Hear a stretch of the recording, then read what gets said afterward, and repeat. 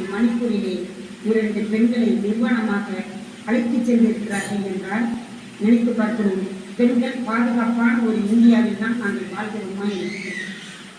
ஒரு பாராளுமன்றம் திறக்கின்ற பொழுது ஒரு செங்கோலுக்கு கொடுத்த மரியாதையை கூட இன்றைக்கு இந்தியாவில் வாழுகின்ற பெண்களுக்கு நரேந்திர மோடி கொடுப்பதற்கு தவறிவிட்டாரே என்ற வேதனை ஒவ்வொருடைய பெண்களினுடைய மனதிலும் இன்றைக்கு நிம்மதியை இழக்க செய்து கொண்டிருக்கிறது.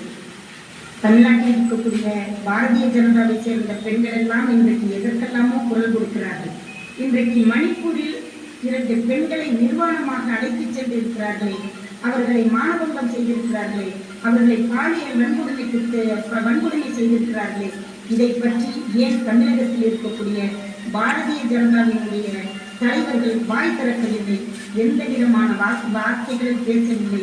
ஒரு கண்டனத்தை கூட அவர்கள் தெரிவிக்கவில்லை என்று நினைக்கின்ற போது உண்மையாகவே நாங்கள் எல்லாம் பெண்கள் இப்படிப்பட்ட ஒரு பிரதமரினுடைய ஆட்சியில், ஒரு பிரதமர் இருக்கக்கூடிய இந்த இந்தியாவில் நாங்கள் என்ன செய்ய வேண்டும், எதை கையில் எடுக்க வேண்டும் என்ற ஒரு சிந்தனையை எங்களுக்கு கொடுத்துக் கொண்டிருக்கிறது.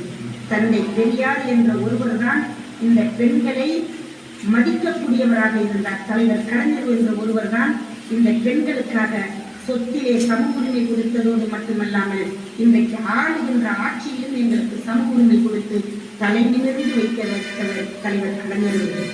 இன்றைக்கு தளபதி அவர்களும் பெண்களுக்காகவே எத்தனையோ திட்டங்களை இலவசமாகவும் பெண்களுக்காக தலை நிமிர்ந்து நடக்கக்கூடிய திட்டங்களை எல்லாம் இன்றைக்கு பெண்களுக்கு கொடுத்து உயர்ந்த நிலையில் வைத்திருக்கக்கூடியவர் தமிழகத்தினுடைய முதல்வராக இருக்கின்ற தமிழக முதல்வர் தளபதி அவர்கள்.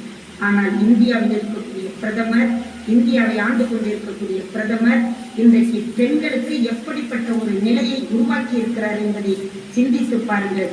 நாளை மணிப்பூரிலே ஏற்பட்டு இருக்கக்கூடிய இந்த நிலை தமிழகத்திலும் ஏற்பட்டு விடாமல் இருக்க வேண்டும் என்றால் இப்படிப்பட்ட ஒரு பிரதமர் இந்த நாட்டில் இன்றல்ல என்றைக்குமே பிரதமராக அவர் இருக்கக்கூடாது என்ற நிலையை நாங்கள் பெண்கள் எல்லோரும், தமிழகத்தில் இருக்கக்கூடிய பெண்கள் எல்லோரும் இன்றைக்கு இப்படிப்பட்ட ஒரு பிரதமர் இந்த நாட்டிற்கு தேவையில்லை என்ற அந்த முடிவினை எடுக்கக்கூடிய ஒரு சூழ்நிலை கூடிய விரைவில் எங்களினுடைய ஒற்றை விரல் புரட்சி கூடிய விரைவில் நிறைவேற்றி காமிக்கும் என்பதை நான் இந்த மணிப்பூர் நிகழ்ச்சியை மிகப்பெரிய கண்டனத்தை தெரிவித்து, இப்படிப்பட்ட ஒரு நிலை இந்த ஏற்படுவதற்கு காரணமாக இருந்த பிரதமர் நாட்டின் பிரதமர் பதவியில் இருந்து விலக வேண்டும் என்று என்னுடைய கண்டனத்தை பதிவு செய்கிறேன்.